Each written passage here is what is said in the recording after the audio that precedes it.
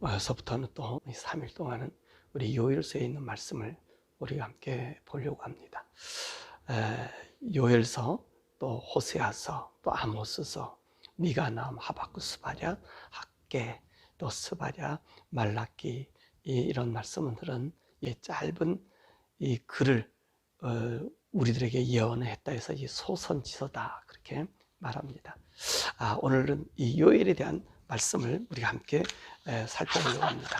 이 요엘서의 저자는 누굴까? 오늘 성경인 말씀 보니까 부두엘의 아들 요엘이다 그렇게 말씀하고 있습니다. 그러니까 부두엘의 아들 요엘이라고 하는 사람이 오늘도 이 예언의 말씀을 썼습니다. 그럼 이 요엘이라는 사람은 누구냐? 이 알려지지를 않은 무명의 선지자입니다. 여러 명의 요엘이라고 하는 이름을 가진 사람이 나타나긴 했습니다만은, 그러나 오늘 이 요엘서를 쓴 이 요엘은 누구, 어느 사람인지를 알 수가 없습니다. 또한 이 기록 연대가 어떻게 되는지도 이것도 분불명합니다. 왜냐하면 이 요엘서를 썼을 때는 아모스 시대 또는 호세아 시대, 이런 시대의 동시대 사람이 아닌가.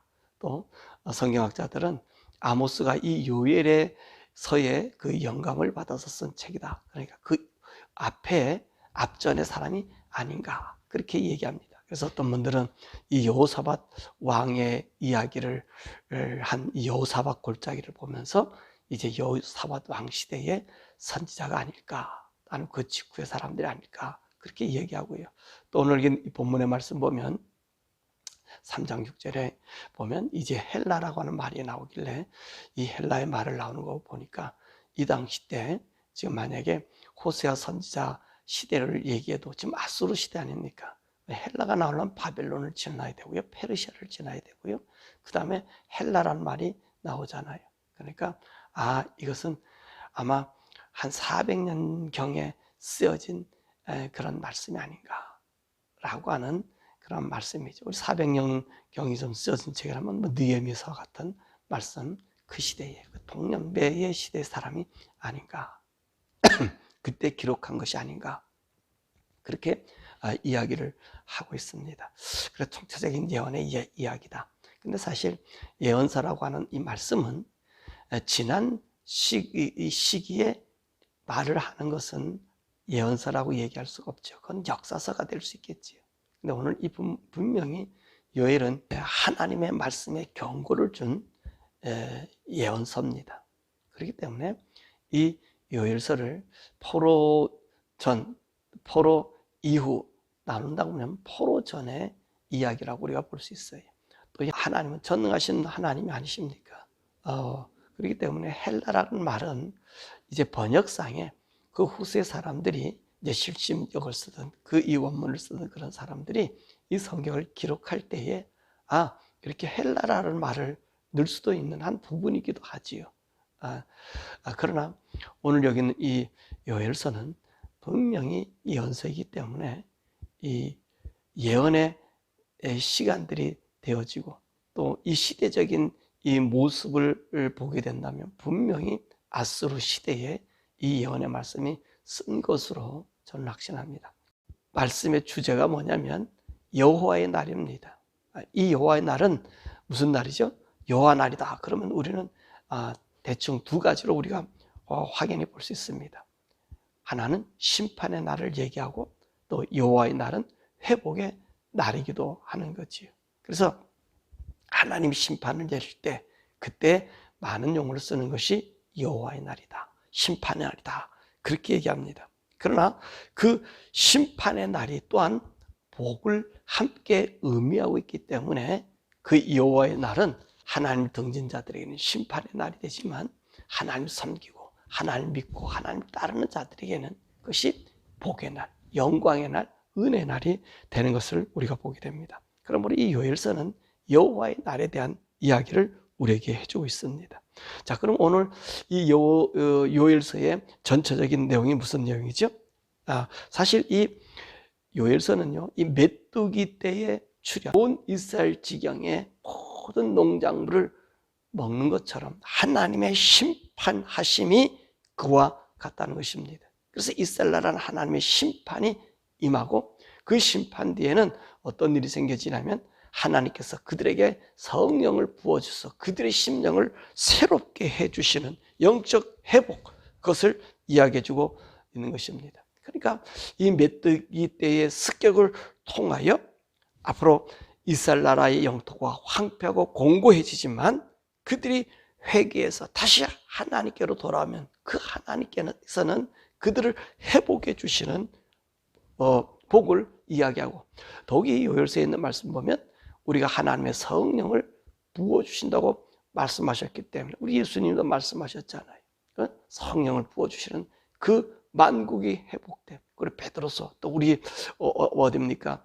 이 초대교회 시작하는 이 오순절의 그 역사, 이 성령의 부어주심에 대한 이 이야기를 통해서 이제는 이스라엘 나라의 시대는 지나고 이제는 새로운 열국의 하나님, 정말 그리스도가 오셔서 여인의 후손이 이스라엘 백성을 통해서 온 인류의 죄를 용서해 주시고 그리고 온 열국에는 예수를 믿는 자들에게 성령을 부어주어서 그들로 하여금 믿느냐 믿지 않느냐에 대한 하나님의 심판의 모습을 이야기해주고 있는 것을 볼 수 있습니다. 그래서 3장에 나왔던 여호사밧 골짜기 이런 얘기 보면 이 여호사밧은 어떻게 해서 이 전쟁에서 이겼죠? 여호사밧이 전쟁에서 이긴 건요, 찬양함을 통해서. 그 당시에 군대도 100만이 넘는 군대를 갖고 있었음에도 불구하고 그 무명의 선지자가 일어나서 앞으로 우리가 찬양하면 하나님께서 이 모압이라든지 암몬이라든지 마온의 사람들이 정말로 다 이길 수 있다 해서 찬양대를 조직해서 찬양해서 이 여호사밧이 승리하지 않았습니까? 그처럼 모든 사람이 여호사밧 골짜기에 와서 하나님의 그 음성을 듣고 그 승리의 찬양하라고 하는 것이 오늘 이 요엘서의 말씀에 3장에 나오는 말씀이거든요. 그러니까 이 열국이 이제는 어디로 와야 되는 거죠? 그리스도 예수를 통해서, 이 여인의 후손 예수를 통해서 그 성령 받음으로 하나님 앞에 나와야 되는 그 모습을 우리에게 말씀해 주고요. 더 말씀을 더 확대해서 본다면 오늘도 하나님의 사람들은 그 여호와의 심판대가 있기 때문에 반드시 그 심판대 앞에 정말 우리가 섬으로 이제는 우리가 이스라엘 나라 사람들, 그 사람들에게 내려졌던 하나님의 심판, 그래서 그들이 회개하고 돌아오지 않냐므로 이 복음의 영광이 이방에게 전파된 그 일들을 우리에게 보여주면서 주님을 믿지 않으면 오늘 이 여호와나 이 메뚜기가 심판하는 것처럼 이 온 세상을 멸하게 하는 그런 일이 있음을 오늘 얘기해 주고 있는 말씀입니다. 자, 그러므로 모든 사람들이 하나님의 믿음으로 하나님 영광에 이르는 복에 대한 그 경고의 말씀, 그리고 또한 그것이 복의 말씀인 것을 우리에게 이야기해 주겠습니다. 자, 그러면 우리 1장의 말씀으로 우리 들어가 보면 1장은 메뚜기 때의 습격을 통해서 하나님의 날, 그 심판의 날을 그 경고해 주고 있습니다. 이 메뚜기가 이제 이게 올라옴으로 말미암아 이스라엘 온 땅에는요, 이 성한 것이 없고 거둬들일 것도 없고 거기는 애통과 통곡밖에 없음을 말씀해 주고 있습니다. 자, 그러면 오늘 하나님 이 1장에서 보면 이 메뚜기 때의 습격을 한 나라의 습격으로 비유하고 있습니다. 그래서 6절에 그 말씀하고 있죠. 한 민족이 왔다는 거예요. 보지도 못한 한 민족이 올라와서 이스라엘 이 모든 땅을 전폐시킨 것을 보여주고 있는 것입니다. 자, 그럼 이 메뚜기 떼가 올라와서 그 자연상을 통해서 이스라엘 나라는 어떤 일이 있었습니까? 17절에서 12절에 있는 말씀이지요. 자, 보니까 이 신부도 이 약혼한 신부가 신랑이 전쟁에 나가서 죽었단 말이에요. 또 사고로 죽었단 말이에요. 그러니까 이 여인은 어떤 여인이 결혼도 해보지 못하고 남편도 함께 살지도 못하고 약혼자가 되어서 평생을 갑으로 살아야 돼요. 그러니까 그 슬픔이 그 여인의 슬픔과 같은 통곡이 이스라엘 나라 땅에 왔었고요. 9절에 보니까 제사장도 슬퍼해요. 왜 슬퍼해요? 하나님 앞에 드릴 곡식이 이 메뚜기가 올라와가지고 싹 먹어서 하나님 앞에 제사 드릴 제사의 제물, 소제물도 얻게 되는 거지. 그리고 농부들도 탄식해요. 왜 농부들도 단식합니까? 당연하잖아요. 그 농작물의 밭에 있는 보리밀이요, 이 메뚜기가 지나가고 나면 완전히 없어져 버리잖아요. 그뿐만 아닌가요? 여기 말씀 보면 또 모든 과실나무, 12절에 보면 이 포도나무, 이 모든 과실, 무와 같은 모든 나무들이 이 메뚜기로 인해서 성한 것이 없어요. 그러다 보니까 짐승들도 먹을 것이 없어 울부짖고 있는 모습이에요. 그래서 그 결과의 모습이 16절과 20절에 이야기하고 있잖아요. 모든 것이 없어요. 모든 것이 없어져.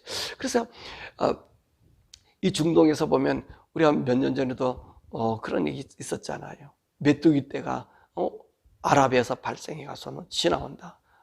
그래서 세계 곡식 곡물가격이 흉작이 들어서 곡물값이 오른다는 등 이런 얘기가 나오는 것이, 이 메뚜기가 지나가면 이 완전히 쑥대밭을 만들어 버리거든요.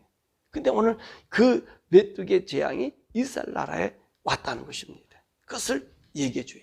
그러면 이렇게 이 메뚜기 습격이 왔을 때 어떻게 해야 하나 하는 것입니다. 우리 하나님께서는요, 이 온 우주 만물을 만드시고 그 해와 달과 별을 놓고 그것에 대한 징조를 통해서 하나님의 하실 일들을 보고 우리 인간들이 깨우치기를 원하셨어요. 그처럼 오늘 우리들이 해야 할 일들은, 이런 재앙과 이 어려움이면 해야 될 일이 뭐냐? 제사장들은 굵은 베옷 입고, 그 성전에 수종된 자는 굵은 베옷을 입고, 그리고 이제 13절 14절의 말씀이죠. 장로들도 다 불러서, 모든 백성이 불러서 하나님께 부르시라는 거예요. 그러니까 그 부르짖는 얘기는, 물론 여기는 재앙이 지나가야 되고 또 하나님께서 그 땅을 회복시켜 줘야 되는 것, 그것 때문에 기도해야 되는 건 맞아요. 거기서 우리가 나와서 하나님, 우리의 이 어려움 당면을 우리가 당했으니 하나님께서 도와주셔야 됩니다 라고 하나님 의지하는 신앙이 맞아요. 사실 그보다 더 중요한 것은 뭐죠? 그 날이 왜 우리에게 왔는가? 이 어려움과 고난이 왜 우리에게 왔는가? 그거에 대한 회개의 날을 정하라는 거예요. 그래서 무슨 옷을 입으라 그랬습니까? 굵은 베옷을 입으라 그랬잖아요. 이 굵은 베옷을 입는다는 얘기는 통회한다는 얘기거든요. 이 통회함으로 말미암아 하나님, 우리 죄가 하나님 앞에, 우리 악이 하나님 앞에 상달됐기 때문에 이런 고통이 왔으니 하나님이 이 재난에서 우리를 벗어주옵소서 라고 기도하는 거예요. 요즘에는요, 이런 하나님의 재난과 재앙이 오면은 이젠 위성과 과학이 발달돼 가서는 이것 때문에 그렇습니다, 이것 때문에 그렇습니다 하다 보니까 사람들이요, 하나님께 돌아올 기회들이 없어져요. 여러분 인정하십니까?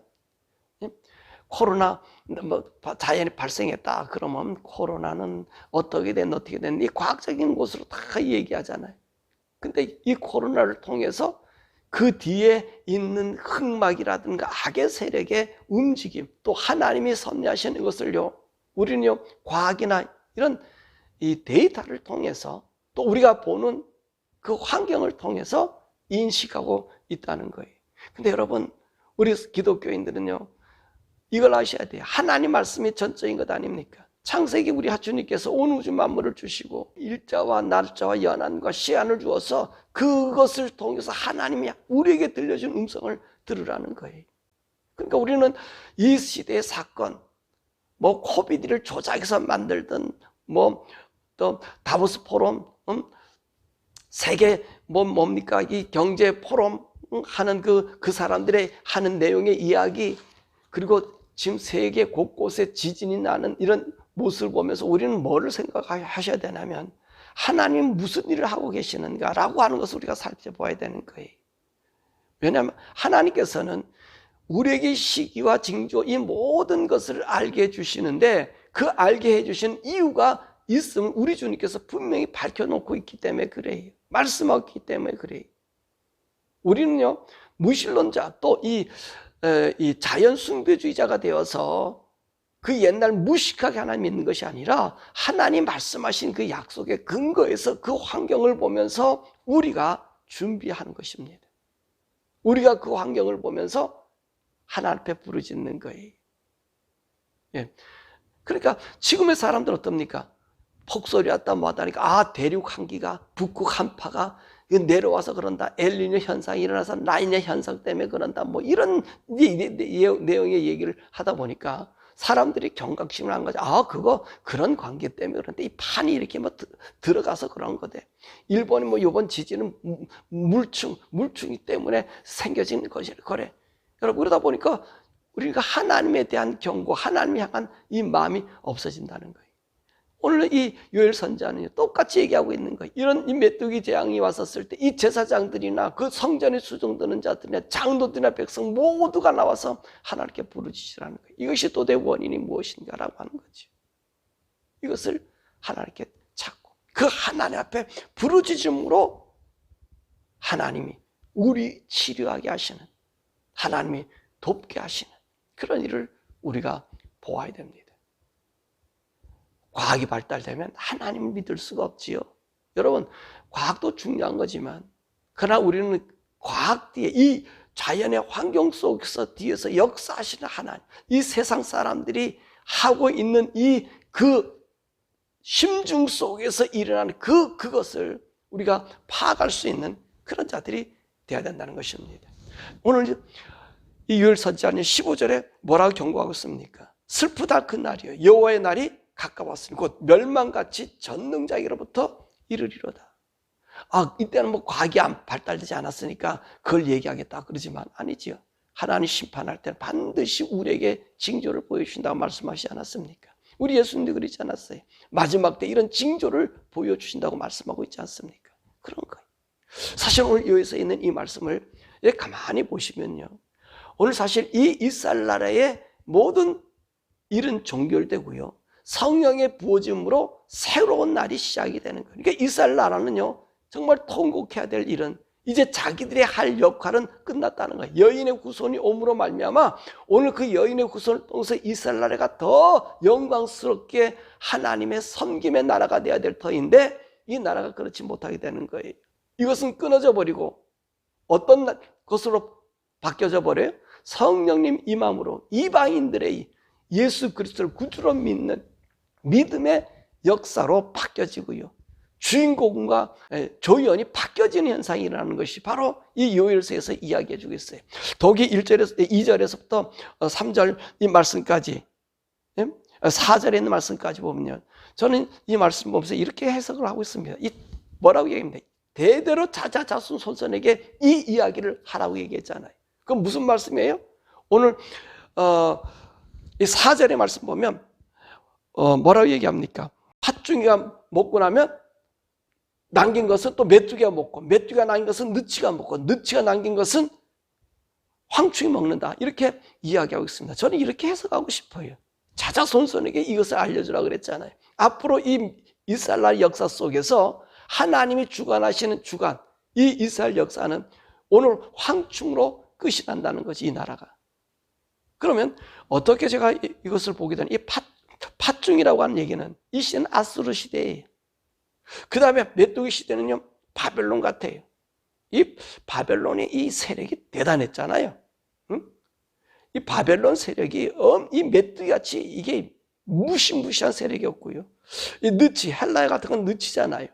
이 느치요. 느치와 같이 이 헬라는 은근히 들어와가지고 그 문화를 바꿔버렸거든요. 그게 헬라거든요. 헬라가 그런 일을 했잖아요. 문화 사업을 해서 세상을 정복해버렸잖아요. 그래서 헬라 문화꽃을, 헬라의 철학을 세상에 집어넣거든요. 그 다음에 황충이에요. 이 황충은요, 로마예요. 사악하게 그지없고요, 이 무섭기가 그지없는, 오늘 여기 있는 말씀 보니까 이 올라온 이 곤충들의 모습을 이 사자와 같아, 사자의 어금니 같다고 표현하고 있잖아요. 그러니까 이 어금니를 통해서 이 이스라엘 나라는요, 그 역사가 끝이 나는 거지. 저는 그렇게 보고 싶어요. 이 네 개. 그거 자자손손이 이런 역사가 있는데 왜 이런 역사가 왔습니까? 왜 이런 역사로 우리 이스라엘 민족이 정말 여인의 후손으로서 여인의 후손을 이 땅에 오게 해서 온 인류의 구원의 길을 줘야 될 우리 이스라엘 나라가 이젠 여기서 끝나는 거지요. 알려주라는 거예요. 그런 나라가 올 때 알려주라는 거예요. 우리가 그 하나님의 복음의 주도권을 빼앗기지 아니하고 그 사명을 온 세상 사람들이 더 잘해줄 수 있는 길. 그런데 이들은 어디에만 신경 썼습니까? 자신들의 부강에만 힘썼다는 거예요. 자기만을 채웠다는 거예요. 그러다 보니까 우리 하나님께서는 오늘 이 이살라를 쓰는 것이 아니라 열국에게 우리 주님 이후에 성령을 부어주셔서 모든 사람이 하나님을 섬길 수 있는 나라로 바뀌어졌고, 이살라라는 하나님 하지만 종교의 나라로 바뀌어짐을 이야기하고 있는 거예요. 이게 슬픔의 날이죠. 이게 여호와의 날이죠. 이살라라 사람들은 여호와의 날이고요.